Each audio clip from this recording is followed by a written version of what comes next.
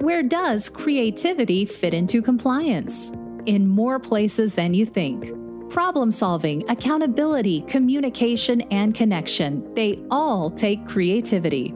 Join your hosts, Tom Fox and Ronnie Feldman, on Creativity and Compliance, part of the Compliance Podcast Network. Today, we're really going to talk about creativity because I asked Ronnie if he would talk to us about his process, his creative process to develop an idea to a project, to a deliverable, to a client, coming on from soups to nuts. Well, everyone, this is Tom Fox backing in with Ronnie Feldman for another episode of Creativity and Compliance. Oh, thanks for having me. We're doing audio today, and yet I put on a nice shirt. I think our listeners know of our diverse professional backgrounds, Ronnie. I come from a legal background, and you come from the improv community. And I think that lends itself and leads to very different creative process, if one can ever call what a lawyer does creative. So I was wondering really if you pick up the phone, somebody calls, you pick up the phone and say, Ronnie, we'd like some compliance training. Where do you go from there? I hope everybody finds this interesting. I'll just sort of take you through how we approach these projects. Just for those who I guess don't follow us regularly, we have a team of comedians and entertainers that are using sort of the skill set that we have as performers, actors, improvisers, comedians, writers, filmmakers to take our process and apply it to these very serious things. So first and foremost, this isn't very sexy, but we always start with an old adage, which is things are funny when they're true. So we always start about what's true. So there's like a series of questions. What's actually happening in the program?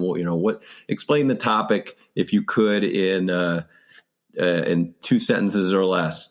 How does it happen? Why does it happen? What are some examples of how it happens? What are some common excuses that people give for why they do what they do? What have you done previously to address this topic, and how do employees feel about what you previously did to this topic? What's the purpose and content of the training? Is it to teach people things and unpack things? Is it to share examples? Does it have to be trackable? Or is it more for like communication awareness? So we want to remind people of things. How often will it be delivered? How will it be delivered? So we usually do a questionnaire and a series of things to really unpack like what's going on, how people feel about it. So we can get a sense of learn the sensibility of how you're coming at it, and also to understand the audience and how they were likely to receive this information. But back to the idea of truth. There's an old Gilda Radner quote from old SNL fame, and she always said that humor is just truth only faster, which I love that. So not that things have to be funny, but we try to look at it from entertainment sensibility. So once we know all these things, we might be able to take something that's true in the audience's mind, heighten that, to heighten a teachable moment. And that's where it'll be fun and interesting to people. And we can be self-aware enough to know that how this fits in within their world. So I guess that's the first part of how we would start it. You said something to me right before we started this podcast about the collaborative nature of what we do. So let me spend a minute touching on that. All these things that we collect from you, we work in an ensemble environment, a team environment. I like the word ensemble more than team. This is maybe some nuance, but on stage when you're performing, you're an ensemble, and that implies that not everybody in the ensemble is the same. Back in the day, you had Chris Farley on the Second City stages, but you can't have 5 Chris Farleys on stage. You can have one of those guys. You have to have a balance, the intellectual reference person, the heart person who could bring empathy. Maybe you want to have a diverse point of view from different people and different backgrounds. So ensemble to me implies that you're having this rich, diverse group of people. So when we tend to create content, we bring a group to the table, and we use this improv yes and mindset. I'm sure we've talked about this before on the podcast, but for those of you who don't know, the main fundamental tenet of improvisation is is called yes and it's how we can affirm and build on the ideas of others. So when we're ideating after we got all that information, we're all brainstorming for a period of time and each adding a thing to the table, and not we spend a certain amount of time just yes-anding every idea, every thought. And this is important because you don't start by going, well, we could do this. Well, I don't know if that'll work because of, well, we could do this. Well, I don't know, that might not work because of this. If you're continuing to yes, but, or no, because things, you never get very far. So we yes and everything for a period of time so you can get an abundance of ideas.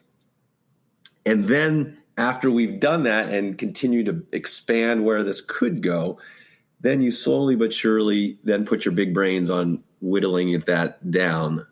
There's a phrase I love, which is even a bad idea is a bridge to a better idea.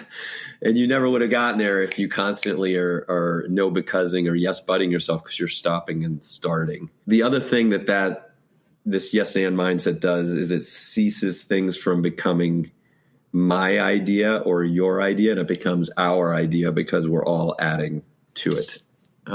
There's obviously some learning that you can pull from that into other situations, but in the creative process, we use it to create from an abundance of ideas. So I guess the next step, applying those creative ideas to these very serious, difficult things. And I want to repeat something that I've said before, which is that there's a difference between having a difficult conversation and a conversation about a difficult thing, which means that you can take a very serious message and wrap it in a different delivery device that an employee might better receive that. And these are sort of the fun things that we're talking about, the fun ideas that we're talking about. So we tend to pull from things that we see in our everyday lives. We watch TV shows and dramas and sitcoms, and we listen to podcasts who tell interesting stories, and we watch music videos and game shows. And so we're not reinventing the wheel. We're just taking these things that we all use to consume information in everyday lives and apply it to these very serious topics. Let me give a couple examples. If someone says, hey, we want to work on our Speak Up campaign, some of the information we've gathered will help us to figure out, are we just promoting the importance of speaking up? What is the message simply that we do this and it's important and here's how? It's an important message, a fairly simple message, but that lends itself to what I would call a communications campaign, where you can start using devices like infomercials and movie trailers and songs and jingles and other short devices, even little articles and little GIFs and little memes. So the delivery mechanism will present itself based on the need. And the need is, I need to get this out as often as possible, as quickly as possible. So they may come to us saying, we want to do a Speak Up training, but when we really unpack it, we get them to deliver that, get that message down to a very simple thing and how it wants to be delivered. We're like, oh, this is a communication campaign. It's better not to put it in a course format.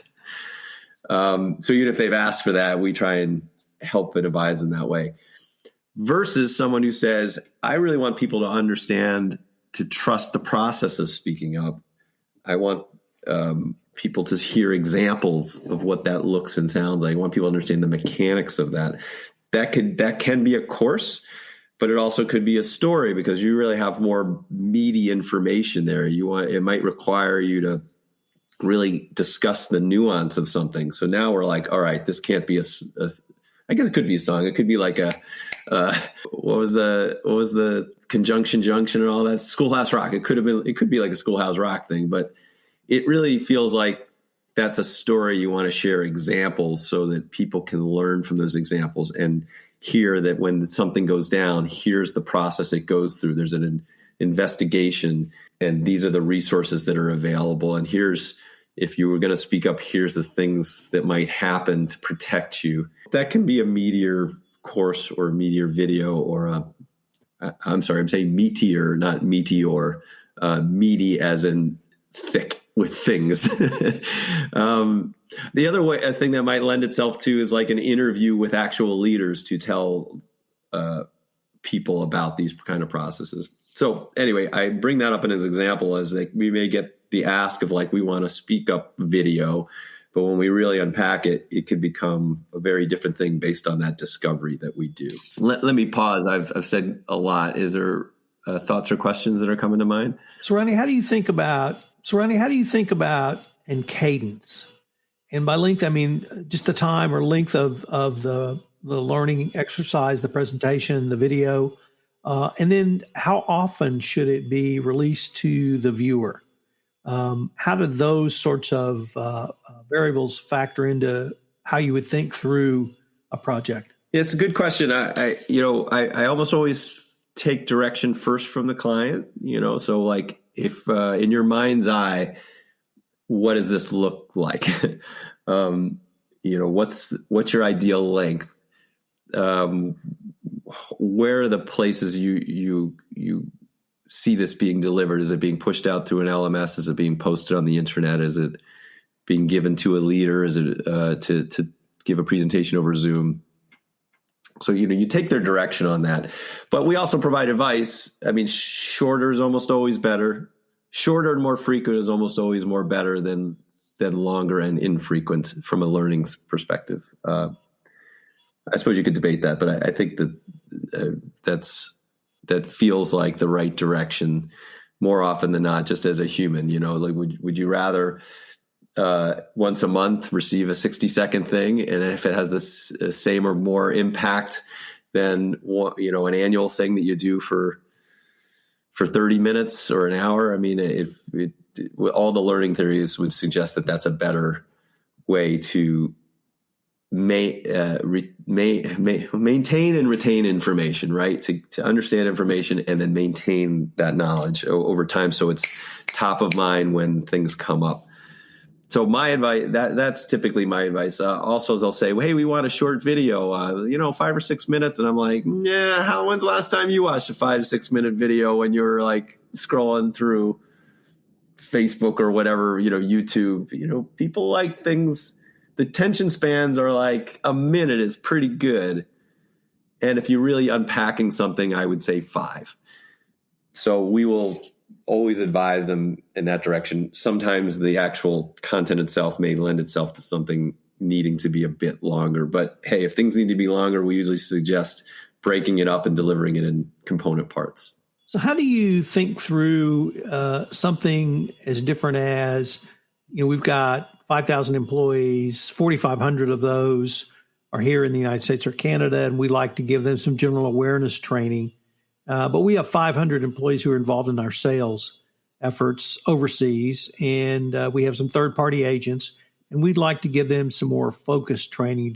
In that second scenario, do you need to work with the client to make sure you're communicating the right rules or the right concepts, or is it something different? Yeah, well, this is one of those things that I actually think is usually budget gets involved, meaning like because the more targeted the training or the message is always better. So if you're like, if you need us to create something for an Asia Pacific audience about, whatever, conflicts of interest, if I know that, and I know I can ask lots of pointed questions about what that audience's experience is, where they're coming at it, what their level of expertise is, all that, then we can make really targeted training and communications on that. The reality is most companies don't have the capacity to do that for every audience. So that brings a challenge, so the broader the audience and the harder it is to make sure that you're creating something that fits for the wide sensibilities that exist out there, which is why we tend to recommend, once again, a variety of shorter training and communications than one big bloated thing. So even if it's going out to everybody, you can create a variety of different wrappers around these messages. So, like even if it's a speak up message about the hotline and the importance of speaking up, or even if it's about corruption or bribery, whatever it is, that you're saying that message, similar messages in a bunch of different ways. So that way you can push, if you have to push things out to everybody, you're pushing a few little things out to everybody that all look and feel a little bit different. And that gives you the best chance to connect with everybody, because some people are going to some things are going to resonate with some people and some of it's going to resonate with others.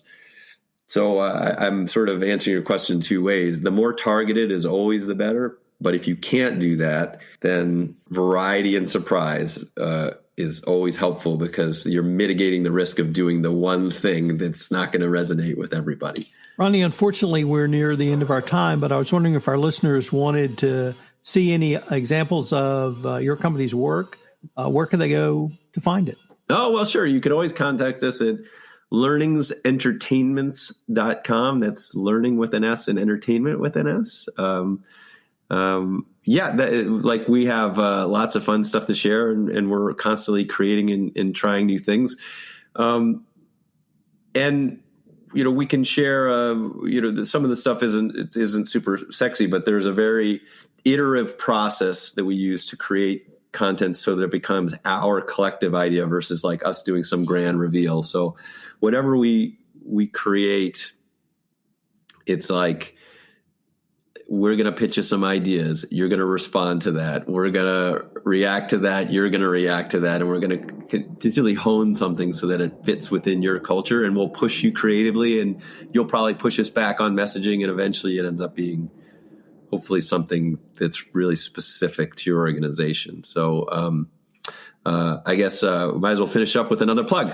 Learningsentertainments.com. Well, contact us anytime, and I'd love to chat with you guys about it. We are at the end of our time now, Ronnie, so I look forward to continuing the conversation. Thanks for joining us for this episode of Creativity and Compliance. If you enjoyed the episode, make sure to subscribe and leave a review.